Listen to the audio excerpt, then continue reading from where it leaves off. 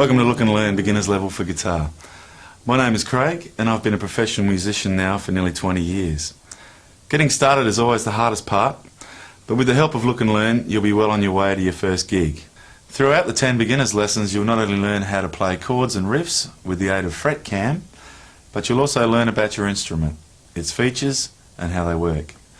Later in the series we'll be taking a look at amplifiers, electric guitars and other really cool stuff like effects pedals.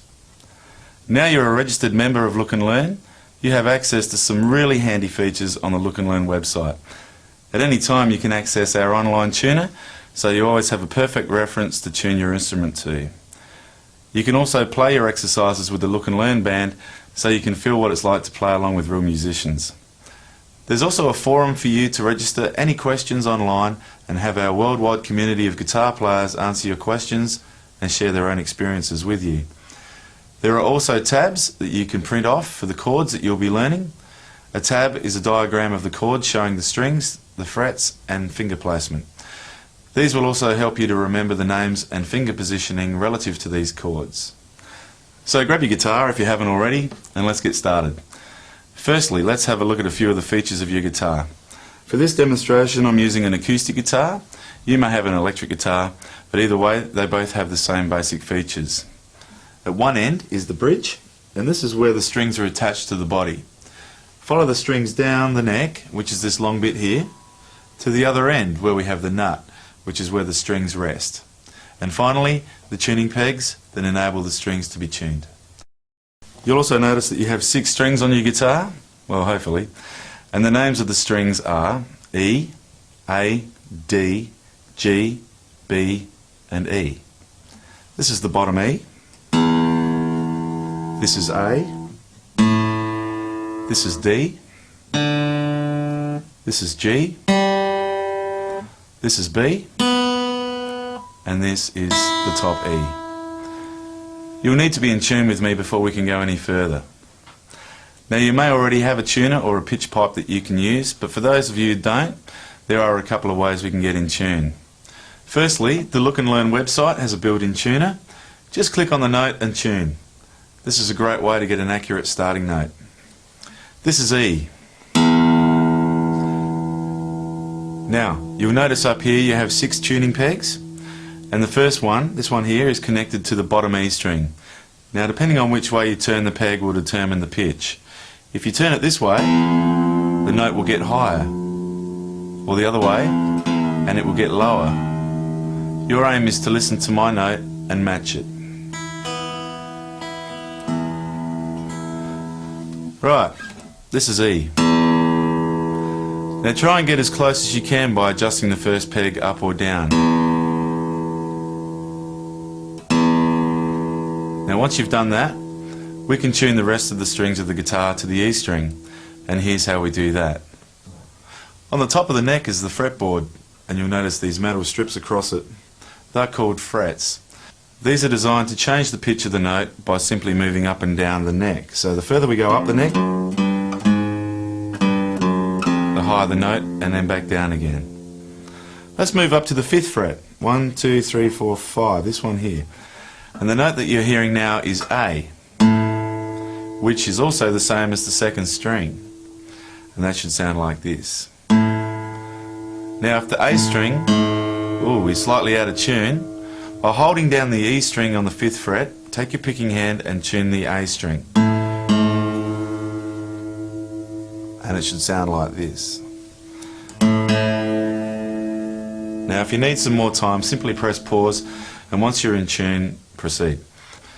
Once your A string is in tune, we can move up to the 5th fret on the A string, and this note is D.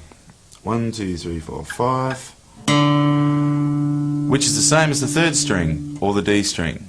So by turning the 3rd tuning peg, you'll be able to match the D note like this.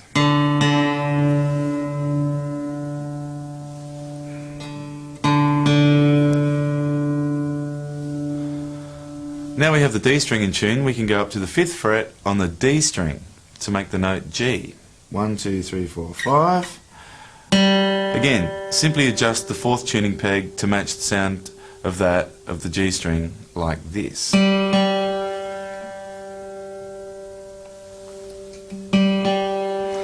Now to tune the B string, or the 5th string, we have to place our finger on the 4th fret of the G string. 1, 2, 3, 4. This note is B. Again, we just make the adjustment to the 5th tuning peg to match the sound as we play the G string to create the B note. Making sure we play both strings together to ensure they sound the same. Okay, once we have the B string in tune, we can move on to the 6th or the top E string.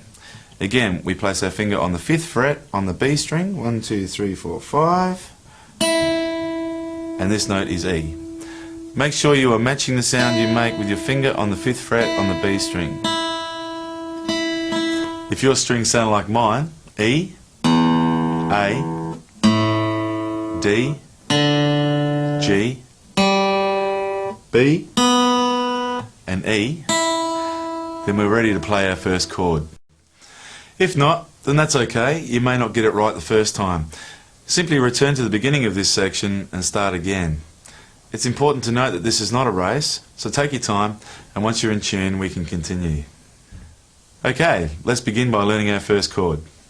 This is the E major chord, and it sounds like this. Now, if you've never played a chord before in your life, then this is going to be a challenge. Again, take your time. Start by wrapping your hand around the neck.